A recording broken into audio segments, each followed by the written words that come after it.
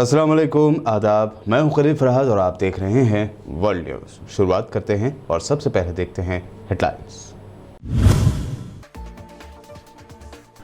America में बढ़ सकते हैं पॉलिटिकल क्राइसिस। ट्रंप हार मानने को नहीं है तैयार, फिर ट्वीट करके कहा इलेक्शन में हुई धांधली, व्हाइट हाउस नहीं छोड़ने का दिया इशारा।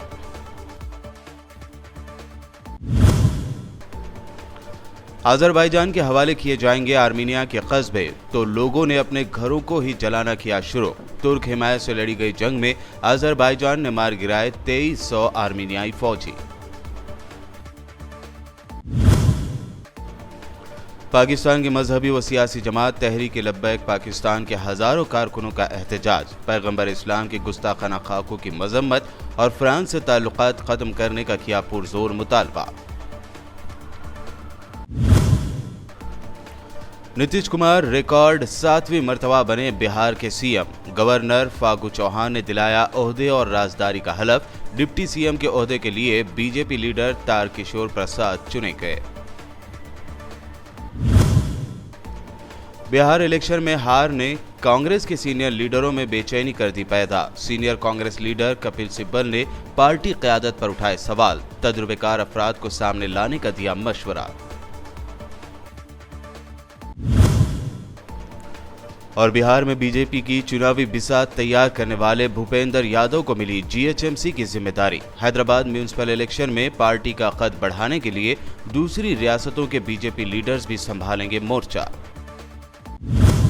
और अब पेश खबरों की तफसील। लगता है अमेरिका में पॉलिटिकल क्राइसिस बढ़ सकते हैं। अमेरिका के सदर डोनाल्ड ट्रंप ने इलेक्शन के तकरीबन 2 हफ्ते बाद पहली बार बज़ाहिर ये तस्लीम किया कि डेमोक्रेट जो बाइडन सदारती इलेक्शन जीत गए हैं, लेकिन उन्होंने ये भी कहा है कि वो अपनी हार नहीं मानेंगे। ट्विटर पर अपने पैगामात में सदर ट्रंप ने किसी सबूत के बगैर अपने ये दावे जारी रखे हैं कि उन्हें शिकस्त इस वजह से हुई क्योंकि उनके खिलाफ वोटों में धांधली की गई।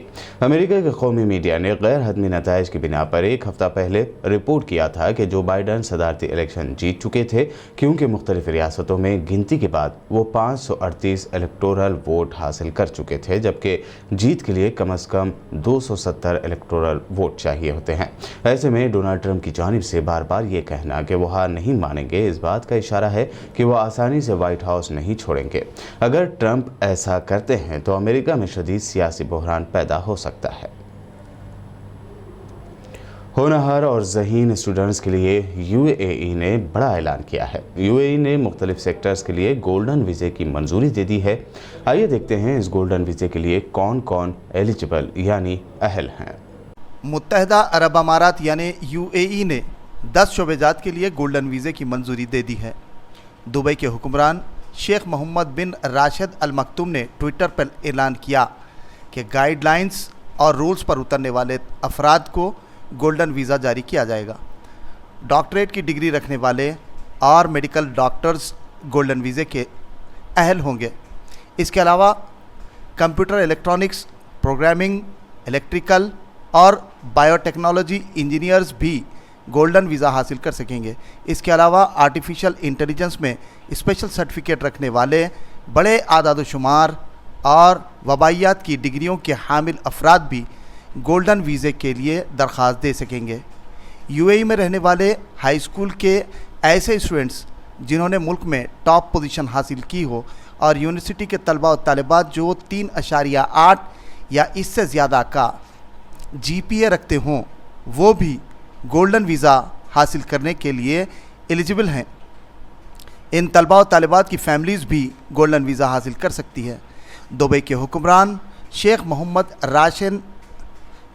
मोहम्मद राशिद अल मक्तूम का ट्वीट में मज़ीद कहना था कि इस प्रोग्राम को इसलिए शुरू किया गया कि मुत्तहदा अरब अमारात की तरक्की और कामयाबियों के अमल में टैलेंट हमारे साथ मौजूद रहे।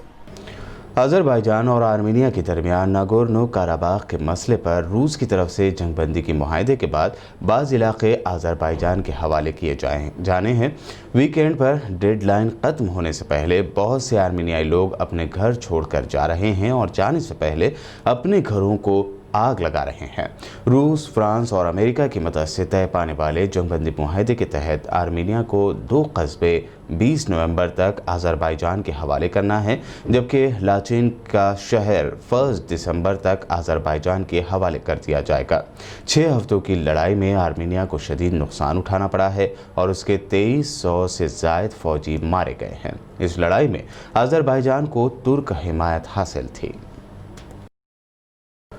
अज़रबैजान ने जंग हारने के बाद आर्मीनिया में जारी शदीद एहतजाज के दौरान आर्मीनियाई सिक्योरिटी इदारे ने इंकशाफ किया है कि वज़ीर आज़म निकोल बाशिनान के कत्ल की कोशिश को नाकाम बना दिया गया है। इदारे के मुताबिक बाशिनान को निशाना बनाने और इक़्तिदार पर कब्ज़ा करने का मंसूबा साबिक़ ओहदेदारान के एक ग्रुप ने बनाया। इस ग्रुप के 3 अहम अरकान को गिरफ्तार भी कर लिया गया है। सिक्योरिटी इदारे के मुताबिक मुश्तबा अफराद गैर कानूनी तरीके से इक़्तिदार पर कब्ज़ा करना चाहते थे। इस मकसद के लिए वज़ीर आज़म को हलाक करने का मंसूबा तैयार किया गया और उनकी जगह मुमकिना उम्मीदवारों के बारे में पहले ही बात कर ली गई थी। ताहम सिक्योरिटी इदारे ने उनका मंसूबा बेनकाब कर दिया। सऊदी अरब के यूनियन फॉरेन मिनिस्टर आदिल अल जुबैर ने यमन जंग की वजह से जर्मनी की जानिब से सऊदी अरब पर हथियारों के इंपोर्ट पर पाबंदी आयद करने की तजवीज़ को तनकीद का निशाना बनाया है। उनका कहना है कि सऊदी अरब के पास कई दूसरे ममालिक से हथियारों की खरीदारी का ऑप्शन मौजूद है। जर्मन न्यूज़ एजेंसी को एक इंटरव्यू देते हुए अल जुबैर ने कहा कि यमन जंग की वजह से सऊदी अरब को हथियारों की फ़रोख्त और रोकने के ख्याल का कोई लॉजिक नहीं है। उन्होंने कहा कि यमन में जंग एक जायज़ और आइनी जंग है जिसे हमें लड़ने पर मजबूर किया गया है। उन्होंने मज़ीद कहा कि सऊदी अरब मुत्तादिद ममालिक से हथियार खरीद सकता है। पाकिस्तान की मजहबी व सियासी जमात तहरीक लब्बैक पाकिस्तान के सैकड़ों कारकुनान ने पीर को इस्लामाबाद और उसके जुड़वा शहर रावलपिंडी के संगम में वाक़ फैज़ाबाद चौक पर धरना दिया है। एहतजाजियों का कहना है कि जब तक पाकिस्तान में तैनात फ्रांस के सफ़ीर को वापस नहीं भेजा जाता वो धरना ख़त्म नहीं करेंगे। तहरीक लब्बैक पाकिस्तान ने इतवार को फ्रांस में पैगम्बर इस्लाम के खाकों की इशाअत के ख़िलाफ़ रावलपिंडी में लियाकत बाग से फैज़ाबाद तक नामूस रसालत रैली निकाली थी, जिसमें हज़ारों अफराद ने शिरकत की थी। खबर है कि इस रैली और धरने के दौरान पुलिस और मुजाहिरीन के दरमियान झड़पें भी हुई हैं, जिनमें दर्जनों अफराद के ज़ख्मी होने के इत्तलात है। ज़ख्मियों में TLP के कारकुन और पुलिस एहलकार दोनों शामिल हैं।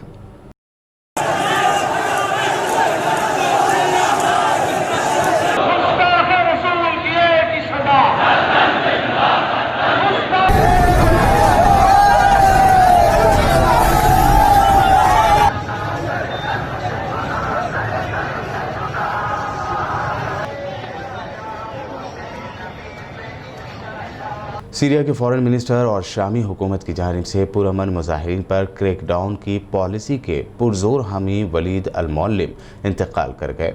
सीरिया के सरकारी टीवी के हवाले से बताया गया कि उनकी उम्र 79 साल थी। वलीद अल मौल्लिम तवील अरसे से शाम के फॉरेन मिनिस्टर के तौर पर काम कर रहे थे। उनकी मौत की वजह नहीं बताई गई, ताहम उनकी सेहत गुज़िश्ता कई सालों से ख़राब थी और वो हार्ट पेशेंट भी थे। वलीद अल मौल्लिम को पहली मरतबा 2006 में सीरिया का फॉरेन मिनिस्टर बनाया गया था और वो डिप्टी प्राइम मिनिस्टर भी रह चुके थे। वर्ल्ड न्यूज़ में वक्त हुआ है एक शॉर्ट ब्रेक का। ब्रेक के बाद देखेंगे अहम नेशनल न्यूज़। जाइएगा नहीं, हम जल्द ही लौटेंगे।